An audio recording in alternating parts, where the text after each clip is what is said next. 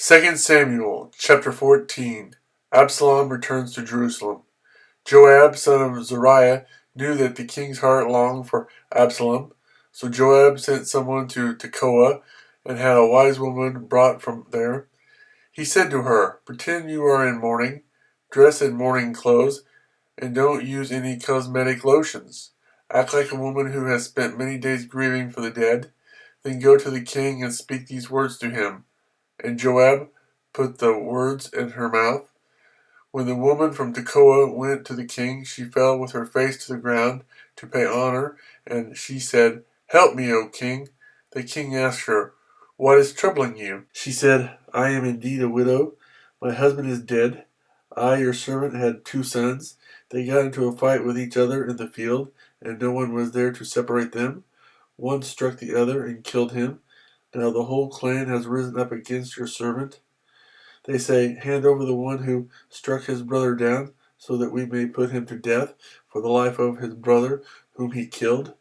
Then we will get rid of the heir as well.' They would put out the only burning coal I have left, leaving my husband neither name nor descendant on the face of the earth." The king said to the woman, "Go home, and I will issue an order in your behalf." But the woman from Tekoa said to him, "My lord the king, let the blame rest on me and on my father's family, and let the king and his throne be without guilt." The king replied, "If anyone says anything to you, bring him to me, and he will not bother you again." She said, "Then let the king invoke the Lord his God to prevent the avenger of blood from adding to the destruction, so that my son will not be destroyed."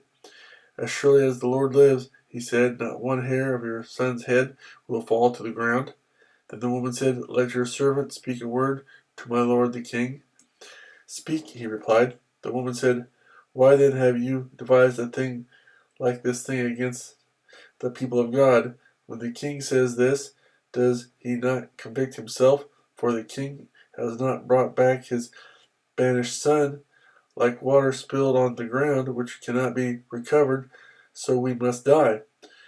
But God does not take away life. Instead, he devises ways so that a banished person may not remain estranged from him. And now I have come to say this to my lord the king, because the people have made me afraid. Your servant thought, I will speak to the king. Perhaps he will do what his servant asks. Perhaps the king will agree to deliver his servant from the hand of the man who is trying to cut off both me and my son from the inheritance God gave us. And now your servant says, may the word of my lord the king bring me rest. For my lord the king is like an angel of God in discerning good and evil. May the Lord your God be with you." Then the king said to the woman, "Do not keep from me the answer to what I am going to ask you." "Let my lord the king speak," the woman said.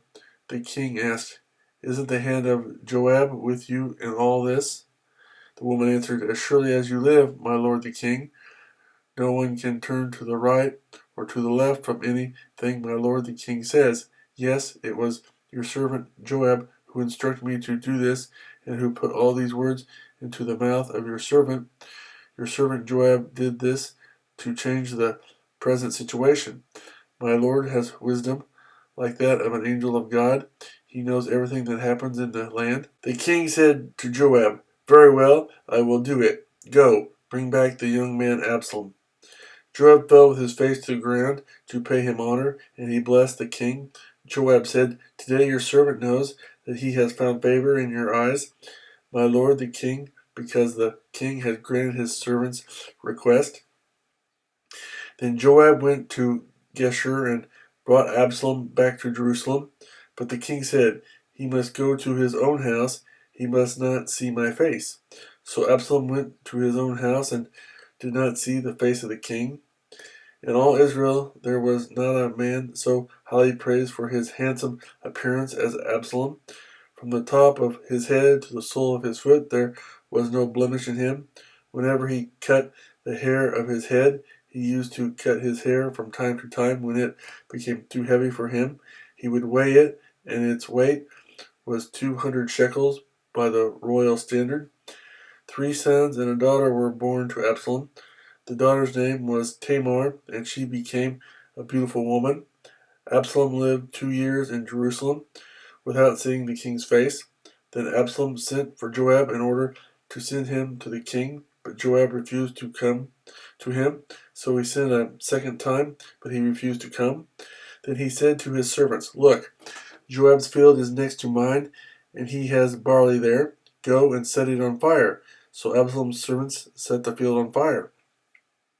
Then Joab did go to Absalom's house, and he said to him, "Why have your servants set my field on fire?" Absalom said to Joab, "Look, I sent word to you and said, 'Come here, so I can send you to the king to ask, why have I come from Geshur? It would be better for me if I were still there. Now then, I want to see the king's face, and if I am guilty of anything, let him put me to death.'" So Joab went to the king and told him this. Then the king summoned Absalom, and he came in and bowed down with his face to the ground before the king, and the king kissed Absalom.